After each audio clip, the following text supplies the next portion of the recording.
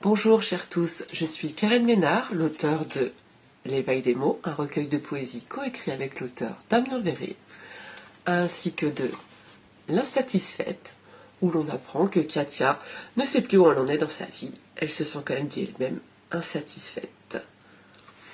Voilà, vous m'avez demandé de lire un des extraits, soit de L'éveil des mots, soit de L'insatisfaite, et nous allons tout de suite voir lequel des deux a été le plus plébiscité.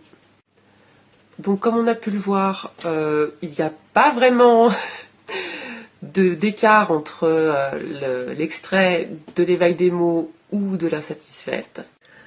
Donc voilà, donc comme je vous expliquais, l'extrait sera L'insatisfaite. Et donc j'avais mis tous les chapitres. Et du coup l'extrait à lire sera, hop là, jour 7, l'enfant. Donc voilà, je l'ai fait en deux temps. Donc vous avez eu l'extrait de L'éveil des mots. Et maintenant l'extrait de L'insatisfaite. Comme on a pu le voir, ce qu'il ressort, je dois vous lire le chapitre L'enfant.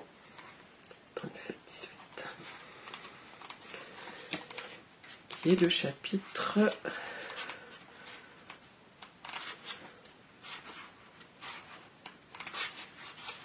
Ah, j'ai été trop loin. Qui est le chapitre 7. Voilà. En page 41. J'essaie de me mettre dans la peau de mon personnage, qui est Katia, qui n'est pas satisfaite de sa vie. Alors attention, vous êtes prêts? Jour 7, l'enfant. Non mais attendez, si ma vision de la vie n'est pas celle à laquelle je pense, alors peut-être qu'il me faut changer celle-ci. Et si j'arrêtais de pleurer sur mon sort et que je profitais de chaque instant comme si c'était le dernier? Parce qu'après tout, c'est peut-être le cas. Je ne peux pas savoir si demain arrivera et de quoi il sera fait. Je n'ai aucune emprise sur ça. Je ne peux rien diriger en fait. C'est peut-être là le drame de ma vie et la source de mon insatisfaction. Je ne peux rien y faire. Il va me falloir apprendre à vivre ma vie comme une jeunesse infinie. Mais si, souvenez-vous, enfant, tu te réjouis de tout. Tu danses, tu chantes, tu ris, tu pleures. Tu cries, mais tu boudes si peu au final. Car le soleil remplace toujours la pluie et un rien peut devenir beaucoup. Vous voyez de quoi je veux parler? Il me faudrait retrouver mon enfant intérieur. Alors, pour supprimer cette insatisfaction qui me paralyse dans mes projets, dans mes amours, dans tout ce que j'entreprends, et surtout, dans ma vie même. Mais comment retrouve-t-on l'enfant caché sous ces multiples couches grisâtres d'adultes réfractaires au changement et à la joie simple? Eh merde! Je crois bien qu'il va falloir que je retourne voir mon futur psy. Il m'avait pourtant dit que je n'étais pas loin, que j'approchais du but, mais que le travail serait encore long. Il m'avait aussi fait comprendre que mon insatisfaction remontait à mon enfance. Alors que là, je m'aperçois qu'il faudrait peut-être que je fasse revenir l'enfant que j'étais pour être mieux, plus en accord avec l'adulte que je suis. Oui, je sais, vu comme ça peut paraître un brin compliqué, alors que pourtant tout est si simple. Il me faut revoir le monde, mon monde, avec les yeux d'un enfant, avec mes yeux d'enfant. Par exemple, un enfant ne fera pas de distinguo entre les autres enfants, qu'ils soient blancs, noirs, jaunes, rouges, verts, ou même de sexe opposé, ou encore en situation de handicap. Pour lui, ça restera des copains avec qui s'amuser. Ce sont les parents qui créent les genres, les blocages, pas les enfants. De même, un enfant sous la pluie appréciera l'eau qui coule sur son visage, la flaque dans laquelle sauter, l'escargot qui avance vite, l'arc-en-ciel entre les nuages.